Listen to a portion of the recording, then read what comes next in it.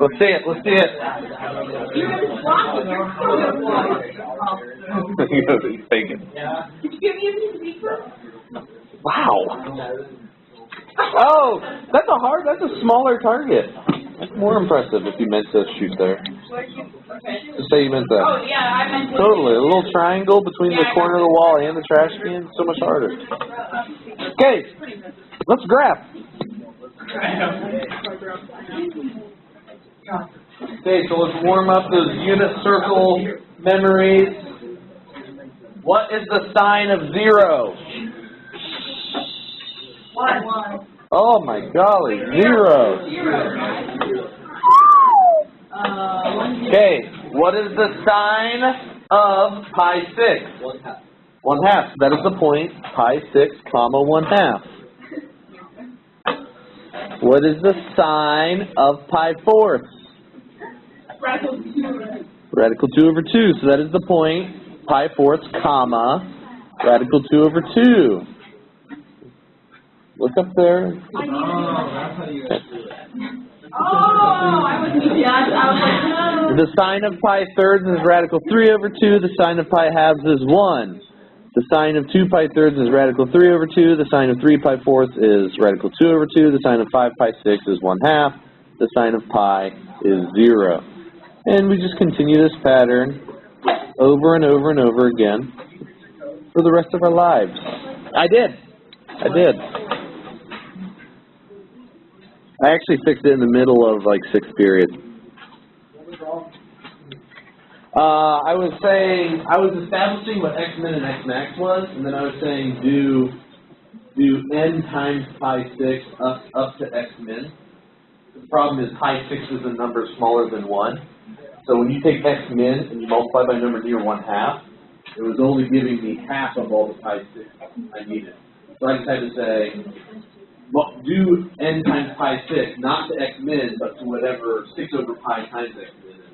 That's getting here.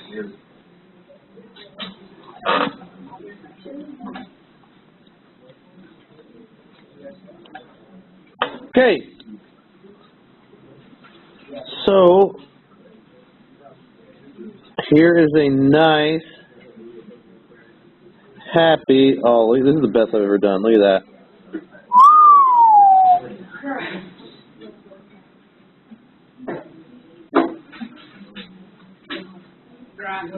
Oh, Bob Ross would be so proud. Look at that. How beautiful is that? So that is the graph of y equals sine of x. Now, that's a lot of points. When I have you accurately graph these 100% by hand, no calculators, am I going to make you graph, 1, 2, 3, 4, 5, 6, 7, 8, 9 points for each hill and each dip? No.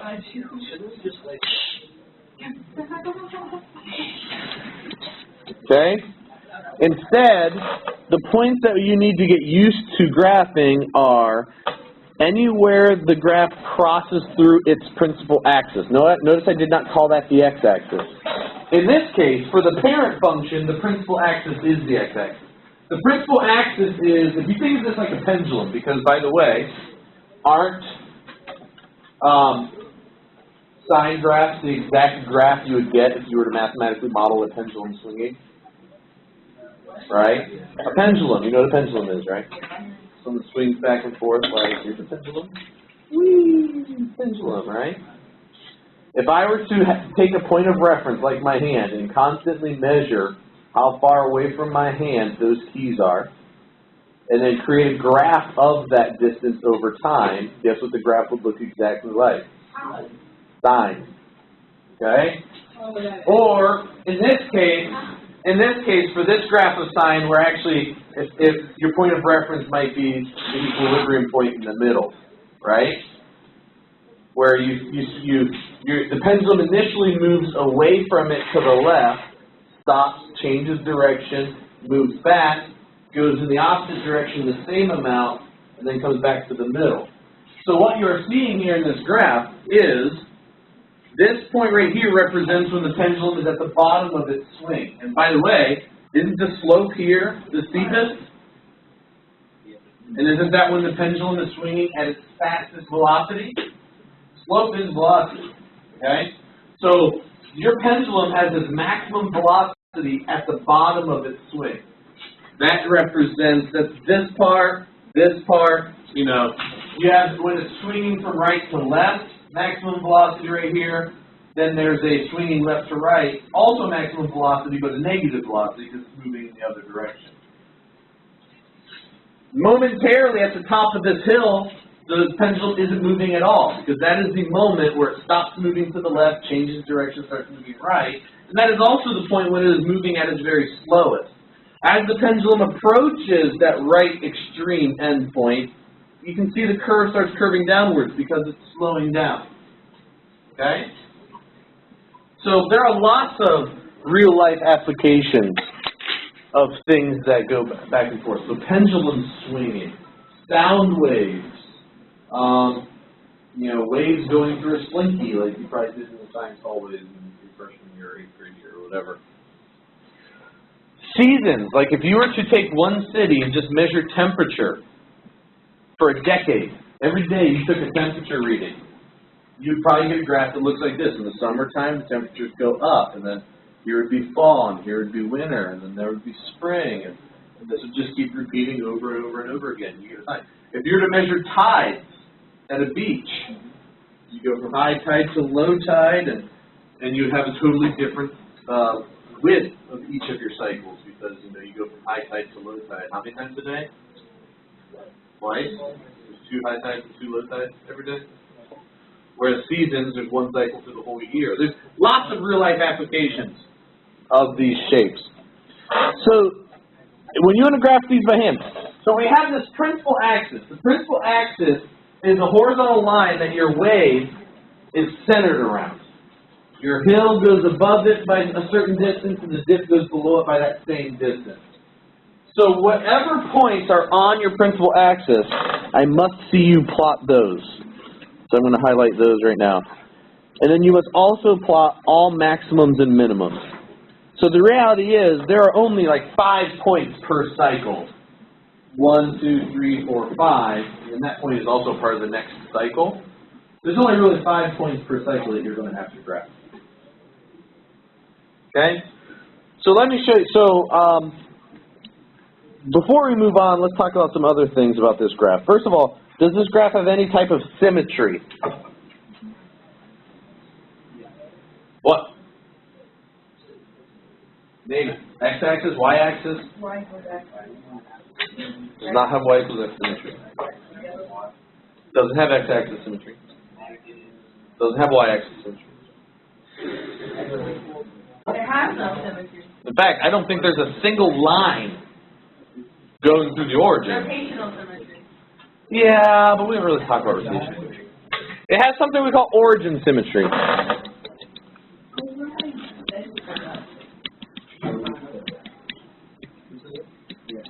Who said that? Joe Heath said that. Everybody listen, Joe Heath said origin symmetry. Okay.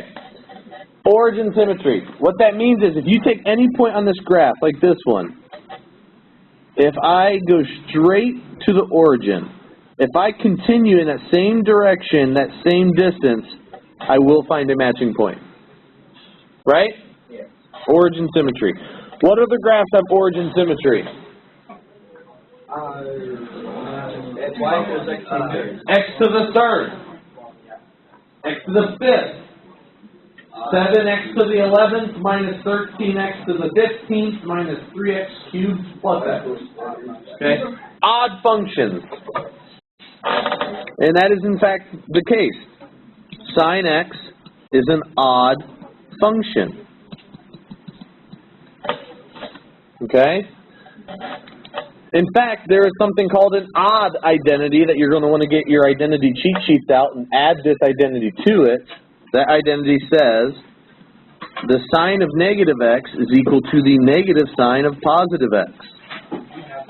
Okay? You have it in your notes somewhere, you just might not. We haven't. It wasn't in our list of identities we had to have memorized. Now it is. So now I could ask you an identity proof, and that could be included in it.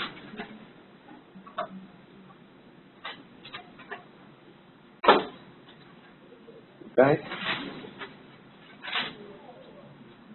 And now we can see it. Now if you think about it, this also tells us something else. This says that if I do reflect sine in the x-axis, does sine have x-axis symmetry? No. Okay, no function really has x-axis symmetry. Does sine have y-axis symmetry? No. Well, what this is saying is, if I reflect sine in the y-axis, that's the left side of this equation is saying. So imagine in your mind reflecting sine in the y-axis. If I then separately take an original sine graph like this and reflect it in the x-axis, so imagine reflecting in the x-axis, what are those two graphs going to look like? What is sine reflected in the y-axis going to look like compared to sine reflected in the x-axis? They're going to be the same. That's what this identity is essentially saying. Can you picture it? If you reflect sine in the y-axis, aren't you going to have a big hill right here? If you reflect sine in the x-axis, aren't you still going to have a big hill right here? So sine reflected in the y-axis is going to equal sine reflected in the x-axis. That's how I remember that identity. I'm a more visual graph thinker, and so I remember that identity using the concept of reflection. Okay? Sine is an odd function, and that is its odd identity.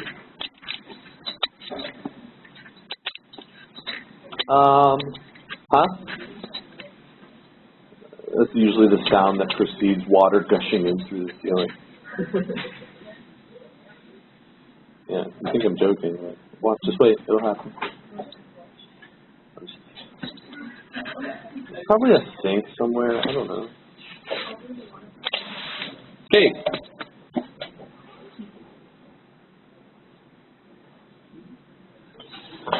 What else? I want to talk about something else. I can't remember. Yeah, but we'll graph cosine later. All right. Oh, some terminology. We've already talked about the concept of period. Right? Sine is periodic because it clearly just keeps repeating itself over and over and over again over a set interval. What is the size of the interval for which there is one unique cycle that keeps repeating itself over and over and over again? 2 pi. So the period of sine is 2 pi. What is the only type of transformation that can change that? Horizontal shifts, okay. Stretches or squashes. Horizontal stretches or squashes are the only thing that can change that. Now, if you look at these important points that we're graphing. They are also all equally spaced apart from each other, aren't they? In the parent function, how far apart are these important points that we are going to be graphing? Pi halves. Basically, because there are 5 important points on each cycle, if you just take one cycle and divide it into 4 equal-sized chunks, so 2 pi divided by 4, you get pi halves as the distance between them. So you plot a point, pi halves later, you plot another one.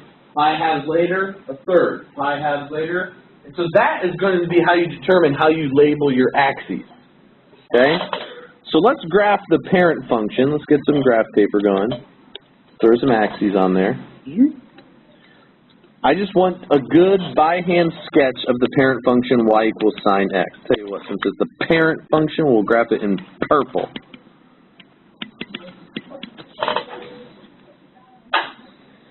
Okay? So the key is how you label your x-axes. When I'm graphing the parent function, because the period is 2 pi, and I want to break each period into 4 equal-sized chunks, I'm going to go by pi halves. So I'm going to say 0, pi halves, pi, 3 pi halves, 2 pi, oops, no,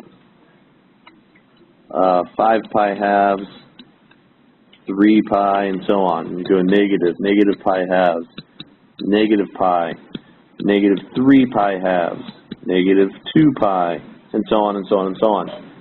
And then I'm going to label my y-axes by 1s. Okay? Now the only problem is, each square is not actually square, is it? It looks square, but it's not. So are we going to get a bit of a squashed look to our graph? Yes. I'm fine with that. Great. Why are you writing the 2 quarters? You can't decide. Doesn't matter. It's just not going to go up there. Right? We graph parabolas all the time showing negative y's, and they never go down there. Right? Okay. So now let's graph this parent. It's going to go through the point 0, 0, pi halves 1, pi 0, 3 pi halves negative 1, 2 pi 0, 5 pi halves 1, 3 pi 0, right?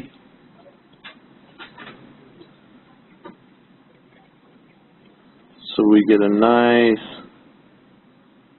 sine graph that looks a little something like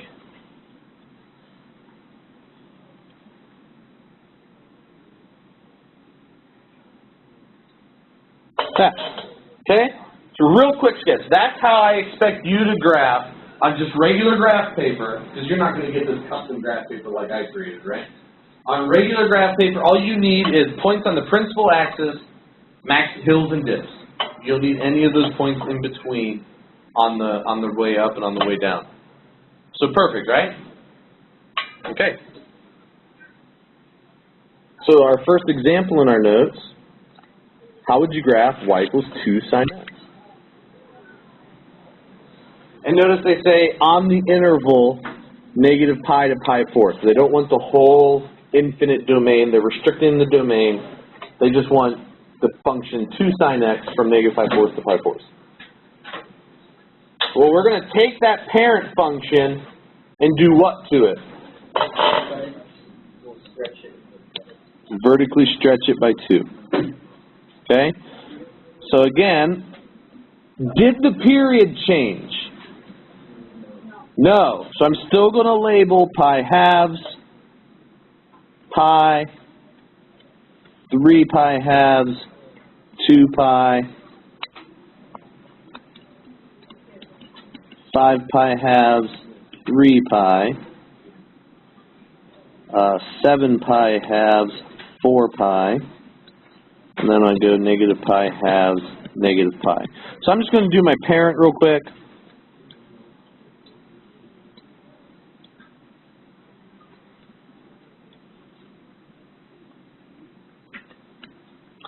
So here's your parent function.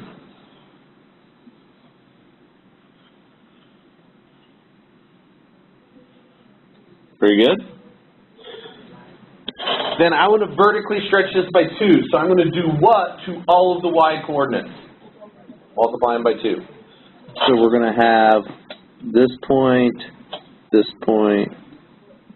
All the points on your principal axis aren't going to move because they all have y coordinates of 0.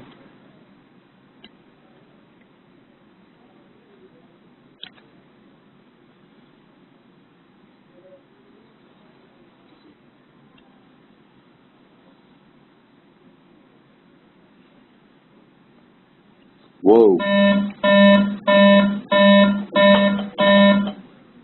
Pretend you don't see that.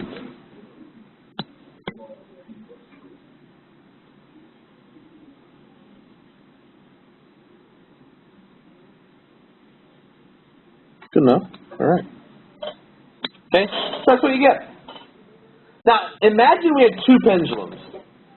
One whose graph was in purple, one whose graph was in green. What is the difference between those 2 pendulums?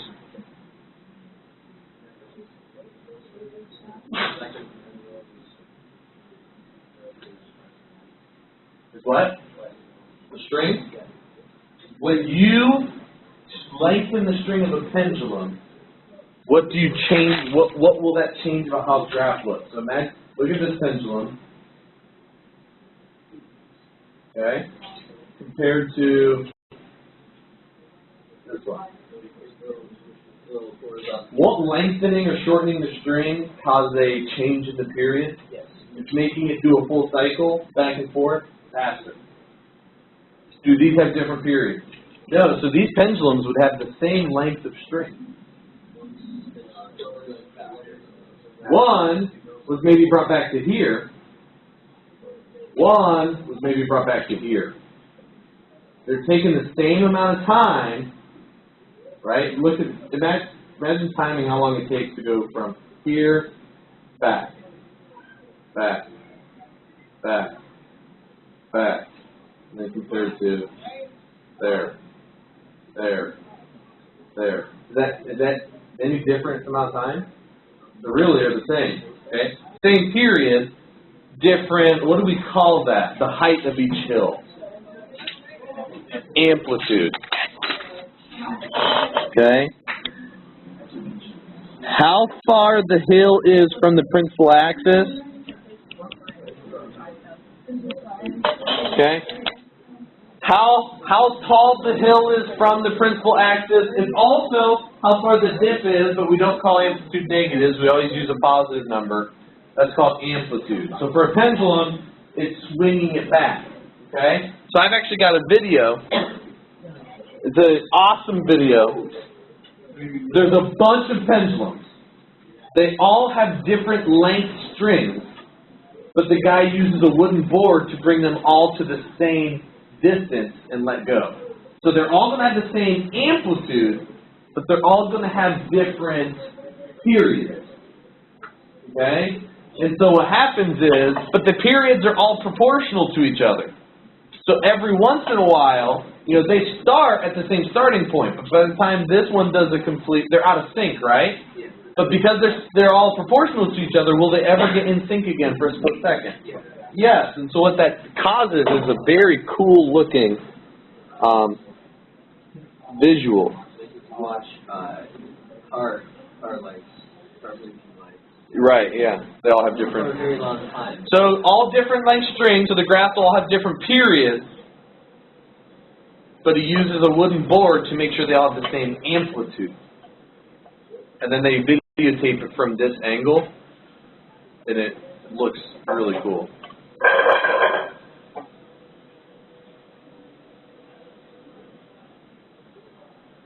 So they're already out of sync. So the one in the farthest back has the shortest period. So now it looks very random.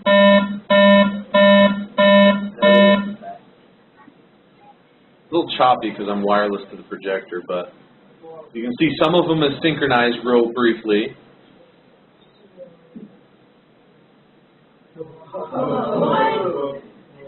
So now half of them are synchronized with each other.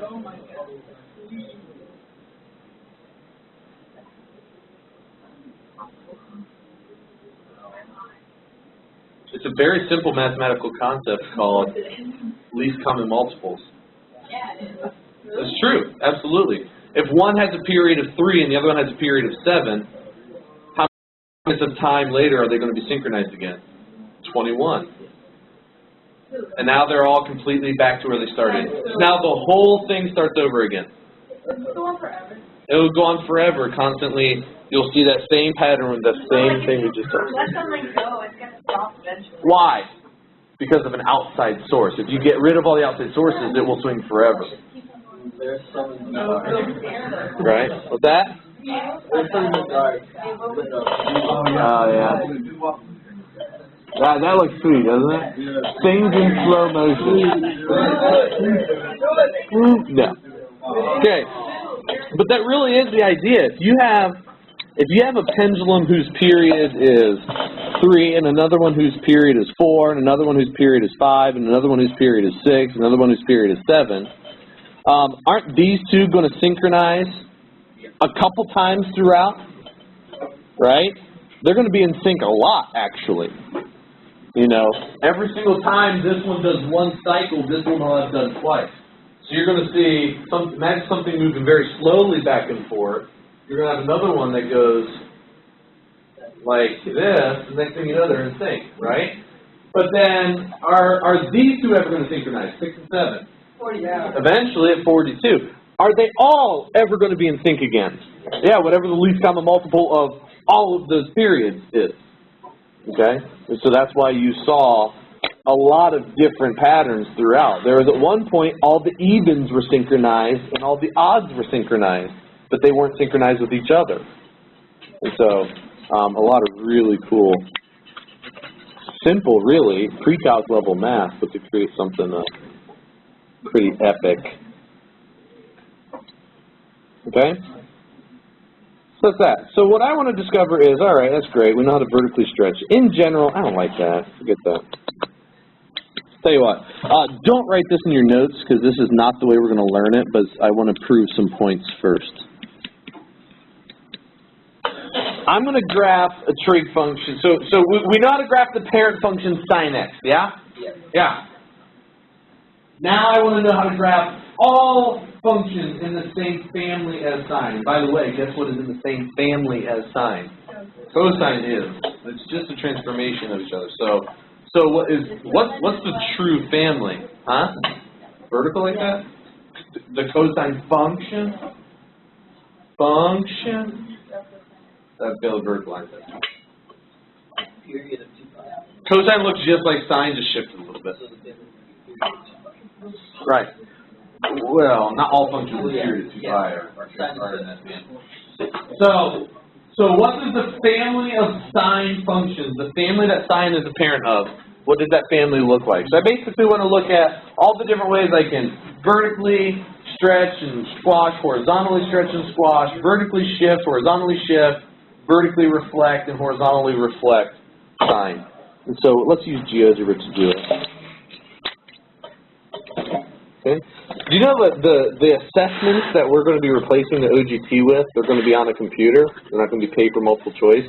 And they're going to involve these like manipulative flash apps, a lot like GeoGebra. Like there was one assessment question we looked at today, and it was like, here's a graph of a parabola, here's a graph of another parabola. Find out what transformations transform this one to that one. And you literally had the pictures of the graph and sliders you could move around and control So nice. and watch them move around. It's a much more conceptual problem. It's pretty cool. Like, that helps you so much more. You can ask harder questions, though, deeper questions. They're not just... We have... The main problem with education, and it's like this everywhere, is it is so tempting as a teacher and as students to teach and learn procedural skills rather than problem solving. Because, in all honesty, it's easier. All right? If I teach you a procedure that you just repeat, it feels like you taught something, it feels like you learned something, but the reality is you're not really thinking. Right? And so we need to gravitate more towards true problem solving. Now, there's an opposing opinion to that, which is, well, Mr. Burton calls it fake it till you make it. If you don't understand the math, that's okay. Learn how to do it, and then maybe later you learn how to understand it. And I've experienced that a lot of times in my life. There have been so many things in my life where somebody taught me in college a different way of explaining a simple high school concept, and I thought, oh my gosh, that makes so much sense. Why didn't my high school teacher explain it that way? Right? They just taught us how to do it. Why didn't they explain to us why it works? And the thing is, they probably did. My brain just wasn't ready for it. You realize? Does that make sense? Sometimes we gravitate towards, I don't care why it works, just show me what to do. Teach me how to do it, what to do, and I'm going to be fine. But then later on, your brain will be ready. Once you know, and once you've got enough experience with these problems, your brain is going to be more likely to accept the whys, why things work. And so I don't think we need to completely go towards let's just teach concepts and procedural skills aren't important. I think for some students, learning procedural skills first is important. For some students, learning concepts first is important. Everybody's different. Everybody learns differently. There are some students that, they learn math best in real-life context. I personally learn math best just by learning the math, and then you show me how it applies to real world later. Some people, they need to see the real-world application before they can learn just the straight math. Everybody's different. We've got the best education will become hugely successful when we acknowledge, math education specifically, when we acknowledge, we got to just try and do everything, every approach possible. Huh? Yeah, and I think we're going to be able to do that because the new standards, like next year, once Algebra 1, Geometry, Algebra 2, Pre-Calc, once those courses no longer exist, and yeah, they're going to be gone. Like decades and decades, my whole life have been the high school courses, and they won't, and they're gone. We're going to have Math 1, Math 2, Math 3. Yeah. It won't affect you guys. And the OGT's gone, and I'm pretty sure it's next year. Yeah. OGT's gone? OGT will be gone. I will never get, AP Calc will still exist. I will never get to sleep in because, well, I got. AP Calc will still exist.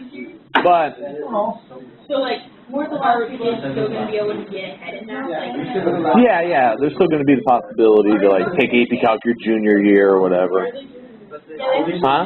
they just Bill Gates introduced the new standards. It came out with No, the Gates Foundation is a big researcher in education, but I don't know what their role in these new standards were. But it's called Common Core, the Common Core standard.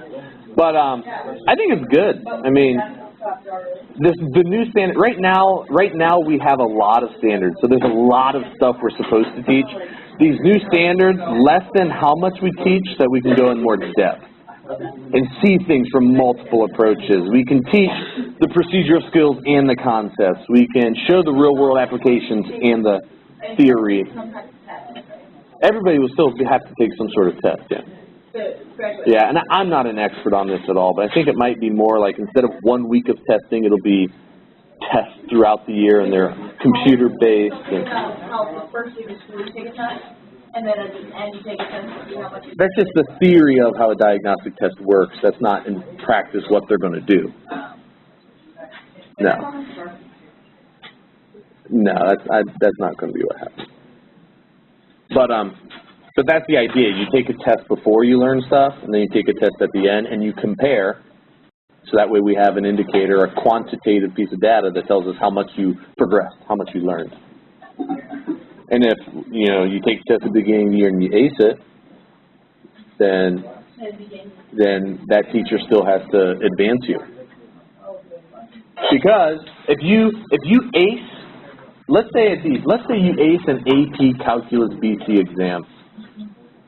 Is that a sign that you learned a lot and the teacher was a good teacher and taught you a lot? Because what if before you ever even set foot in that class at the beginning of the year, you would have aced it? Okay?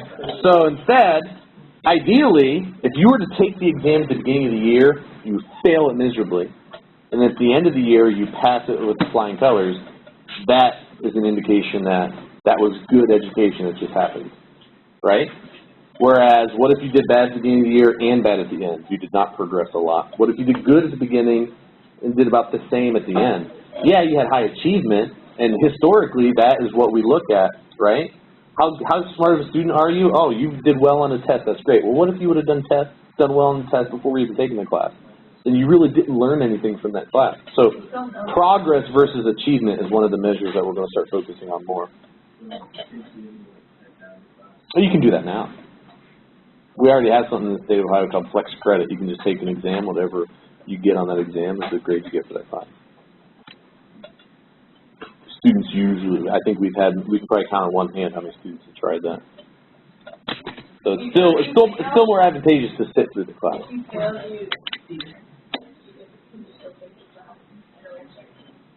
I don't know. That's a great question. But so like you can try to do bad. If you take the exam for Flex Credit, whatever grade you get goes in your transcript. You got that grade. Then you can't like erase that. But here's the thing. What if you take a class and fail the class? That grade goes in your transcript. But can't you retake a class and overwrite that grade? So do those same rules exist for Flex Credit? I don't know. I know we tried to prevent that from happening, so I don't know if they'll let you do that. Anyway, let's go on to graphing. All right. There's a lot of interesting stuff that's going to be happening. I'm kind of excited. It's going to be good. Well, just all these changes, this focus on progress versus achievement. Now the one downside to progress is a lot of the ways these fancy statisticians who use math way beyond my knowledge, one of the ways they measure how much progress a student is making is by first predicting where they should be at the end of the year. Every one of you has a number attached to you. How many of you are sophomores going to take the OGT this year? There is a database somewhere where they have completely used advanced statistics and calculated the probability you're going to pass that OGT. Every one of you has a probability, a likely score you're going to get on the OGT. And then what they do is you take the OGT and they compare, here's where we predicted you should score, here's where you actually scored, and they measure how much progress you made based on did you end up where we predicted you should end up. Does that make sense? Seems like a logical way of measuring progress. Here's where you're at in 8th grade. Here's where you're at in 8th. Here's how you progress. They use your data from all the way back in like 3rd grade, all the tests you took. And so they look at the pattern you have created. So based on all of this scoring and all these OAAs you did your whole life, we predict that here's where you scored in 8th grade, so you should get this much better. And so then you take the OGT and they look, and if you score exactly where they predicted you score, you count as a 0. A 0 means you made progress, exactly as expected. If you score higher, then that's a positive. If you score below where you predicted, that's a negative. In high school, it doesn't matter, but in middle schools are graded based on the progress they made. It's called value added.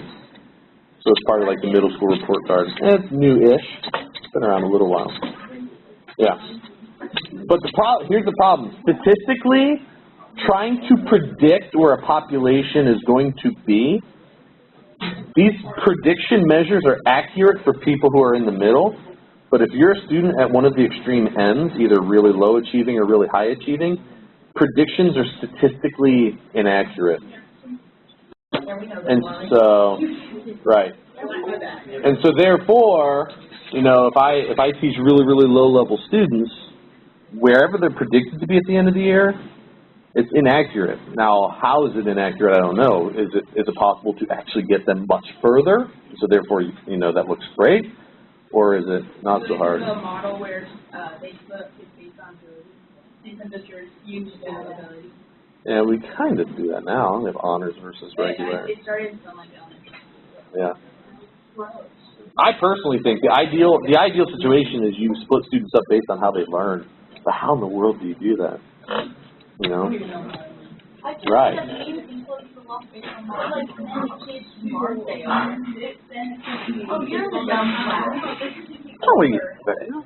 That's not what it means at all. But all right, let's grab it. I'm going to create some sliders. A, B, C, D.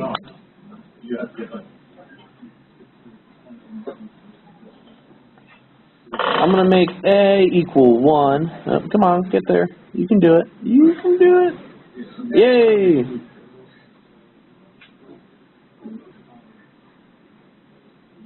I'm going to move those. Hold on. I'm going to make B 1. I'm going to make C 0. And I'm going to make D 0. Now keep in mind, I am graphing A sine of BX plus C plus D. So if A is 1, B is 1, C is 0, and D is 0, what will my graph be? This is going to be the parent function sine x. So first I'm actually going to graph sine x. So let's go down here to the input bar, say y equals sine x. So there's sine x. Then I'm actually going to graph y equals A times sine of B times x plus C plus D. And when I hit enter, I should see the same graph. Boom, there it is. Okay, great. Let's start with an easy one. What's going to happen as I increase the A slider? It's going to vertically stretch. We should see the amplitude get bigger. Ah, makes sense. Here's something I want to point out. Almost every single function you have ever learned up into your math career, a vertical stretch was equivalent to some sort of horizontal squash. Is there any way I could have gotten to that same graph we're looking at right there by actually having horizontally squashed my original? No. This is the first graph that all of these transformations are uniquely different. You cannot accomplish one by doing something else. We have to learn them all, finally. Okay? So A is your vertical stretch factor. You should have known that. That makes sense. What happens if A is negative? Flip in what axis? Okay? So that would be a reflection in the x-axis along with a vertical stretch by 5. So the amplitude is 5. Agreed? Just so we don't get these confused, I'm going to grab the parent in purple. Oh no. What did I just do? How did I move it?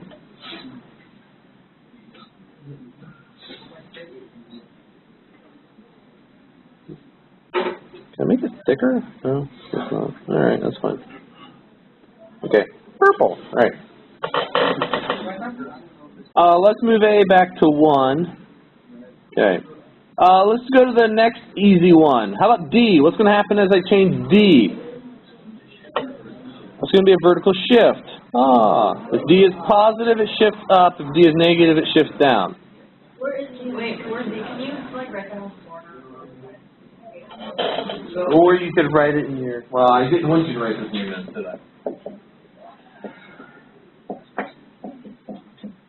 Okay. A is your vertical stretch. D is your vertical shift. Those are easy. Yes, sir.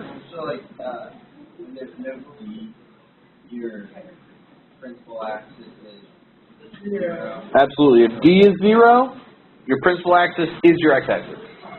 So all of those points will be x-intercepts. So if D is 4. If D is 4, your principal axis is the horizontal line at 4.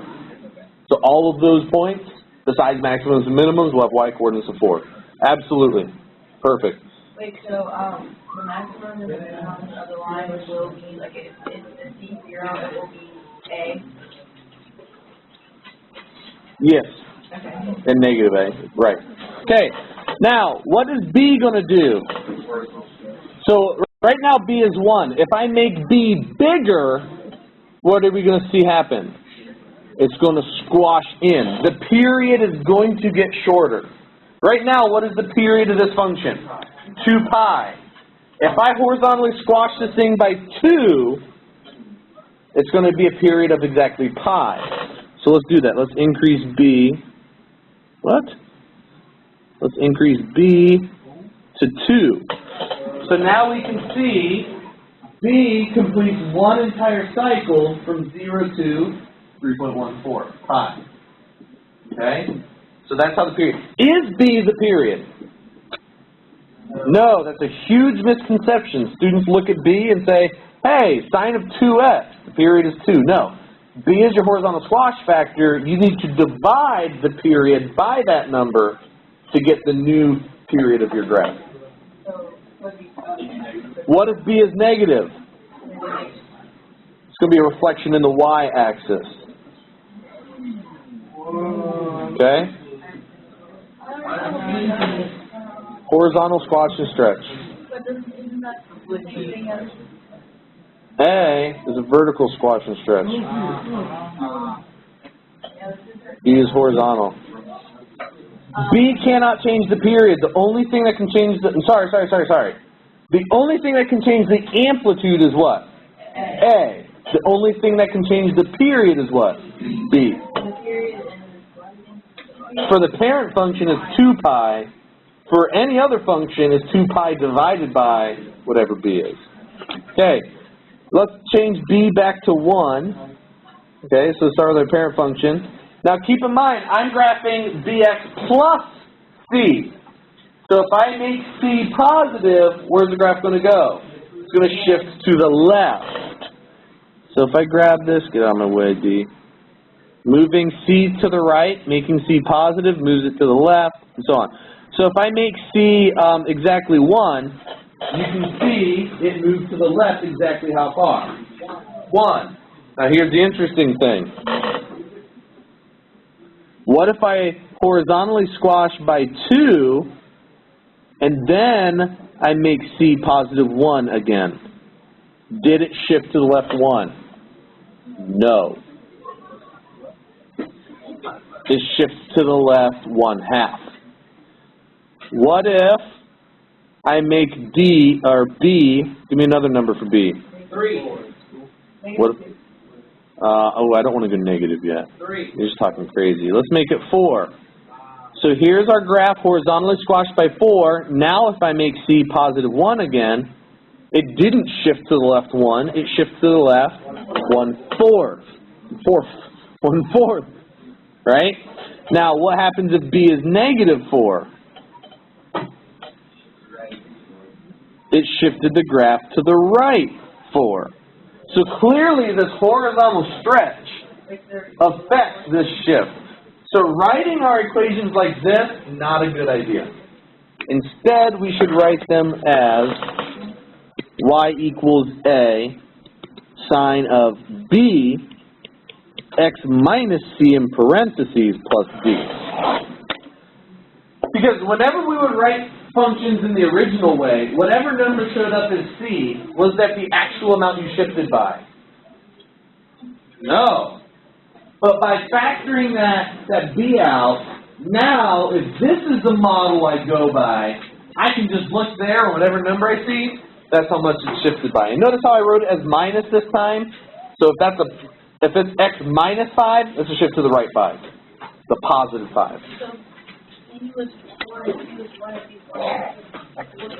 So if you have y equals sine of 4x plus 1 like that, that needs to be rewritten. I have to factor that 4 out as 4 parentheses x plus 1/4. Now I can look at this and say that is a horizontal squash by 4, and that's a shift to the left 1/4. That, you wouldn't look at this and think that's a shift to the left 1/4, would you? We don't want to write them like that. We want to write them like this instead. Okay, is that how the book writes them? It should be. Yeah, is this from the book? Well, the book might not have that B factored out, but... Can you go back and format? So this vertical stretch by 4. So what formula is the first time? Oops, horizontal squash. Oh my gosh.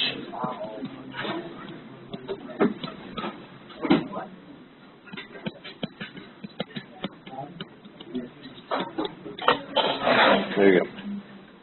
All right, so hopefully tomorrow we can just graph, maybe learn the graph of cosine, and we'll finally be done with this lesson. We are.